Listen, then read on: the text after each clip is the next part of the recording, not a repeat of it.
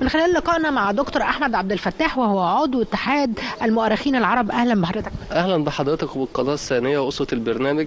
موضوع النهاردة بيتكلم على مملوك من أبرز الأمراء اللي كانوا موجودين فترة دولة المماليك البحرية.